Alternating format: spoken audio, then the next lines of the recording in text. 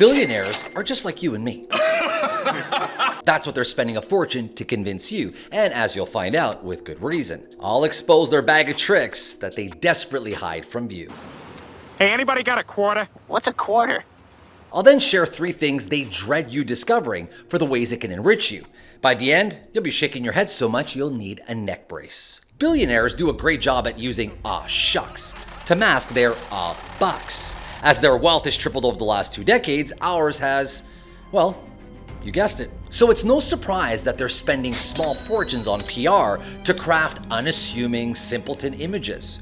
That way, they keep their shiny toys away from your prying eyes. That's why you hear about Warren Buffett eating at McDonald's, or seeing Bill Gates dressed like a librarian and Mark Zuckerberg like he's still in a school door. Some call it stealth wealth or poverty peacocking, an odd kind of flex flaunting their lack of wealth. This frugal facade is just another clever PR tactic to look relatable as they live extravagant lives behind closed doors. In reality, Buffett is driven around by a luxury fleet. Elon Musk lives in a $12 million mansion, and Zuck's shirts are custom made by Bruno Cucinelli. But here's where it gets really interesting. It also serves to keep workers out of their pockets. After all, how can you ask for more when they're barely scraping by? How rude. These are just some of their sneaky tricks, humble bragging, and fake images. But wait, what if these tactics are more than just PR stunts? Before we roll our eyes, is it possible that there's something to learn here? What if the very things we mock are tools we can use to level up? Let's look at 3 billionaire habits that, if put into action, could transform our lives. Number 1. Decision fatigue. According to experts, we make a mind-blowing 35,000 decisions daily. It's burning out your brain and quietly crushing your dreams. Some, like driving and work, are essential. But what about all the little things that aren't essential?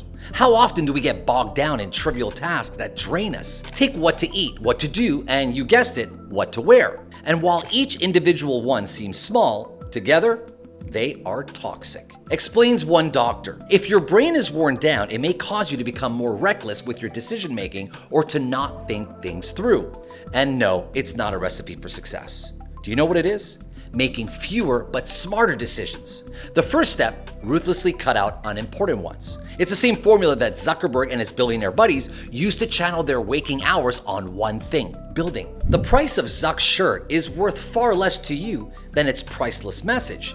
That gray shirt frees up one more meaningful decision he can make in his day. And while each individual one seems small, together they are powerful.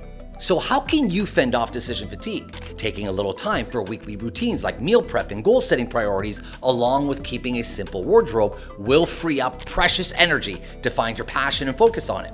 You'll be amazed at how much lighter you'll feel and how quickly and how new, exciting decisions will create your empire. Number 2, they're too busy building. Have you ever been in a state of flow?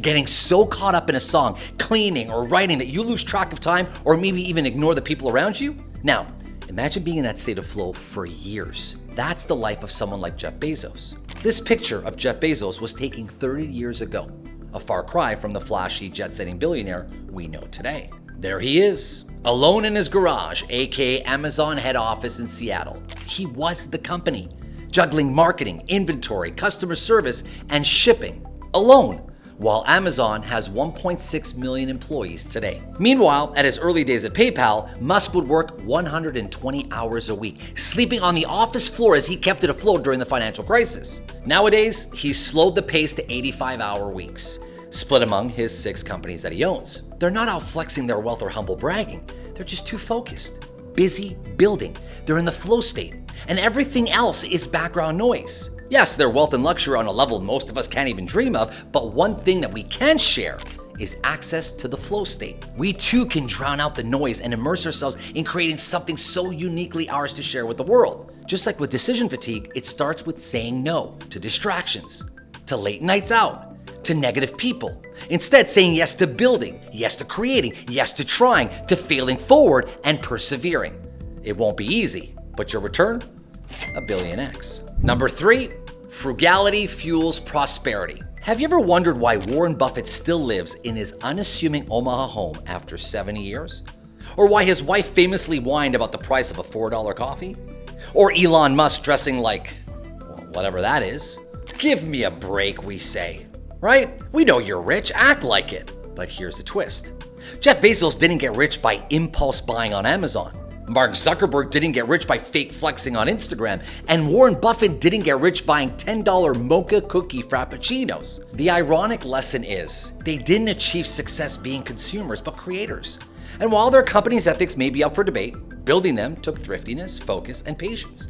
Statistics show that most small businesses take up to 2 to 3 years to be profitable and become truly successful once they've hit the 7 to 10 year mark. Frugality is a survival strategy during those critical years, when success isn't measured in flash, but in staying power. Sure, their folksy front can be one big PR ploy. With the income gap wider than ever, the rich are trying to dodge the heat of public scrutiny.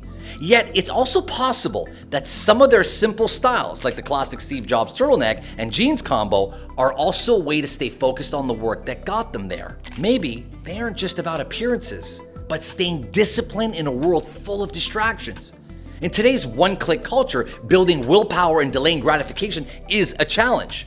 Fortunately, it's also muscle you can build. Use screen time as a tool, a reward for knocking off what really matters first, or share your goals with a friend to keep each other accountable and motivated. These habits will bring you closer to your goals, and that is what really matters, building something of your own. So what do you think? Are billionaires fooling us with their poverty peacocking?